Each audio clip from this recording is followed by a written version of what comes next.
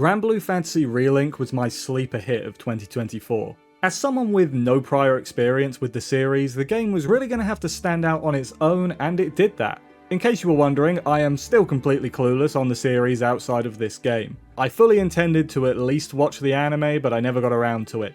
Maybe now I will, who knows. Relink is one of the best short games released in the last few years. It's only short if you just go through the story though. If you go for the 100% or Platinum Trophy, as I did, you're looking at closer to 100 hours. That's how long it took me to do. This year, they, kind of out of nowhere, announced and released an expansion, Endless Ragnarok. And while it was on my radar, it wasn't a priority. Then I saw they added a whopping 42 trophies, sending my 100% down by a lot, and that is something that I will not stand for. I bought the DLC, and it was time to get to work. I think I'm going to start by talking about how the expansion works. Broadly, it's more endgame quests following on difficulty-wise from the hardest quests in the main game, meaning that if you haven't done all of that, you can't head into the DLC. I had done that, so not an issue for me, but it is worth mentioning. Along the way of doing these quests, you'll need to clear floors of the Conflux, which is a semi-roguelike mode where after clearing rooms you get upgrades that only last for that run. These are the two main gameplay things added in the expansion. I should also mention here real quick before I go too much further, they did release some updates for the base game after I had stopped playing it, so if I mentioned something that was actually added earlier, my apologies, but you're just going to have to bear with it. They also added more playable characters and weapon transcendence and character mastery levels to further enhance those characters. And this makes a huge difference. Transcending weapons increases their power by thousands, easily outdoing the highest level terminus weapons from the base game. Some people might not like this, as it basically needs you to start again almost, with you needing to use the once weaker weapons, now stronger. But it is so worth it. Not only are transcended weapon stats significantly higher, but the bonus masteries you can get for transcending the weapons are also crazy good. You need to max one weapon for a trophy, and I basically ended up max transcending all the non-terminus weapons for Gran, who was my main. I told this story in the original video, but it just escaped my notice that I could switch character at any time, and then I didn't want to take the time to build anyone else.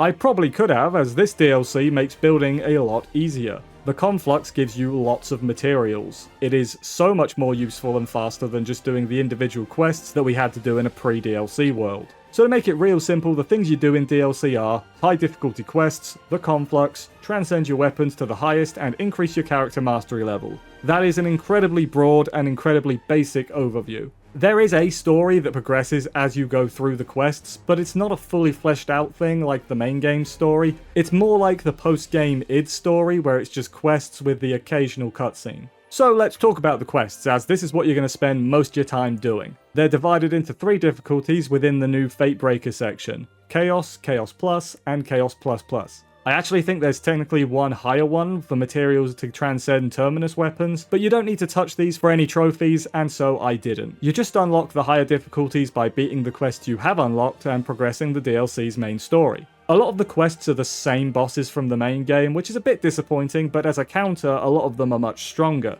They have some new moves, or the older moves are altered slightly to make them harder to avoid. That's not to say there's no new bosses, of course there are, but it's hard to ignore that you spend most of your time fighting the old ones. The new bosses though, by and large, I do really enjoy. I can't think of any off the top of my head that I'm like, no, I don't like you very much. Now you can do these in single player with AI, much like the base game. Don't though. You'd need to build 4 characters in that case instead of just playing 1. Play online with other people. I had very little trouble getting into a game, especially if I was playing in Asian evening hours. I was actually really surprised. Yeah, there's a new expansion, but 2.5 years after the game came out, I was expecting to have way more trouble finding people, but no, they've retained players, which is good and deserved. Other than just beating certain late game quests, the trophies are pretty much all related to S++ ranking certain quests, the highest rank you can obtain. I don't know exactly how the ranking score is calculated, but what I do know is that you get a big bonus for doing the side objectives. The first of these trophies is for S++ing the powered up Magliel, Galanza, and Id bosses, and the second is the same for Bahamut Versa, Beelzebub, Lucilius, and the DLC's finale against the 6 Dragons test thing. Now, aside from generally powering up your character, what can you do to make this easier? Well, hope you get in a game with some good players as a start. It's entirely possible to get hard carry through all of this, and I probably did at least a few times. One of the side objectives though is often don't get downed a certain amount of times, and on the final fight it's actually don't get downed at all. Yeah, you got guts and your auto revive which can help circumvent this somewhat, but they don't make you a better player. So I was searching some forums, seeing if there was any info I may have missed, and I saw something about a full assist mode, and I had no idea what this was, so I checked the game settings and found it, and to be blunt, this basically makes the game play itself. It's not fun, but the game handles all the dodging and attacking itself. You just need to move. Was this in the game at launch? Because I have no memory of this whatsoever. Now, frankly, this is lame. Like, yes, people can play games however they want, yada yada, I get it, and I agree with that. But this barely qualifies as playing the game. But it does make it so you don't get hit very often, meaning you don't die very often. Frankly, on some of these quests, I was begging people, metaphorically, not literally, I'm not going to message people, please turn on this thing if you're dying a lot.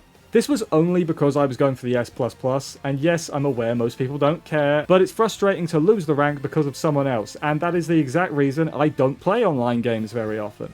So before moving on to the conflux, there are a few miscellaneous things they added, and a lot of them have trophies. So for starters, you need to clear all the new Fate episodes for the newly added characters, so Galanza, Magliel, Beatrix, Eustace, Frau, and Fadiel. I don't have a ton to add here, it's just the same sort of episode quests from the main game, but this is actually somehow, at least at time of writing, the rarest trophy in the DLC, which I do not understand at all. Like, yes, the Fate episodes tend to drag a little bit, but they're not difficult. I managed to beat them without going out of my way to especially build anyone, I just used whatever I had on hand. Maybe it's just a case of people not wanting to do them, because I cannot think of another reason why it's so rare. They also added more pincers to the main game's story chapters. I don't know if they're always there or if you need to unlock them, but as I said, I had the platinum and they were unlocked as soon as I went back to the game. They're not especially hard to find, they even show up on the map. I'm not sure why they added these, to be honest. I don't think people wanted more collectibles. And I don't even think you get any rewards out of it outside of the trophies, but it's not like it takes super long.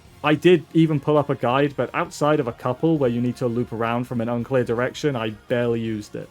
Alright, the conflux. This is probably where most of the new trophies lie, or at least it feels that way. I said earlier it was a roguelike mode, and as it happens, that means that some of the trophies are pretty random as to whether you can get them or not. Most notably, defeating Albacore, clearing 4 Dexterity's Way rooms, getting 18 auras, getting 4 Calamity auras, and getting 3 spins on the reward wheel, which is a double dose of RNG. The others I mentioned just need the correct room to spawn for the action needed, or to get a certain amount of auras, like you get extra auras from the reward room and so on. The 3 spins is extra though, as not only do you need to get the right room to spawn, you also then need the wheel to give you 2 bonus spins, and from what I can tell this is completely random. I couldn't find anything that lets you affect it. There's some challenging ones, like beating the last boss of Conflux 3 onwards in 90 seconds, and the same thing without getting downed. But I got these my first run of Conflux 3, but if you're struggling you can always come back later after getting way stronger, and just blitz through Conflux 3. Realistically though, all of that will probably be done before you need to go out of your way for it, as you need to grind the Conflux for 30,000 RP to spend. Best way to do this that I found was to just grind Conflux level 5, making sure to pick the battles wherever possible, as I don't think the others give you RP, except maybe sometimes the reward rooms might. You also need to do 50 total runs of the Conflux, but it only counts if you defeat all the bosses present on that floor. So on Conflux 5, you need to defeat all 4 bosses, including Beelzebub at the end. Otherwise it won't count, while 3 and 4, as an example, only have 3 bosses you need to do. Conflux 1 though only has 1 boss, and the enemies are super weak, and so that's what I just did. Just blitz through it the remaining like 30 times I had left. Just to give you an idea of how many times everything else took. The final grind of the game I needed was to max out a character's mastery level. You have to level to 50, and then after that you need to get 5 stars. All of this is just done by using mastery points, and the best place to get them is the new slime quest. It's basically the same as the other one from the base game, but now they're stronger and give you more mastery. On a good run with good players, I was getting upwards of 70 to 80k mastery per run, and I don't know how many mastery points you need to max this out, but I was probably doing this for a couple hours at least. With that though, I had got the last trophy needed to regain my 100% for Granblue Fantasy Relink.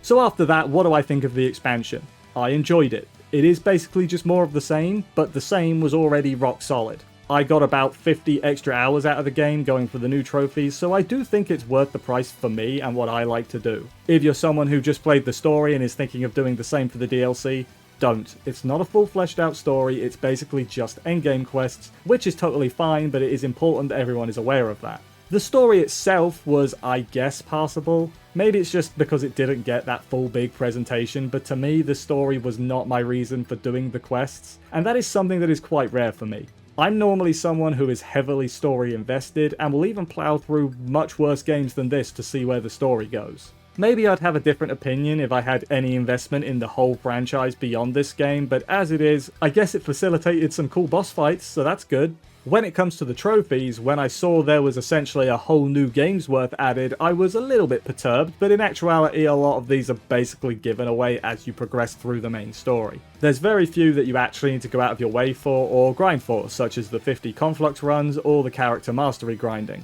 Overall, if you like the main game and want some more content, the DLC is a great investment. That's basically all there is to it. And I promise I'll check out some of the other entries in the series this time. I'm serious. If we get Relink 2, I'll be basically an expert by then. And that's the video. Did you pick up this expansion? How'd you find it? Are you going for all the achievements too? Let me know all that and more in the comments, and while you're down there, why not subscribe? It's free, helps me out, and most importantly gives you easier access to my channel and videos both old and new. There's one on the main game of Relink from like 2 years ago, as well as other fun trophy and achievement stuff that you might enjoy. I had a lot of fun revisiting Relink. I'd be super down for a full sequel if they ever want to do that. Thank you for watching this video to the end. For now though, I'm off, hunt them troves, and I'll see you next time.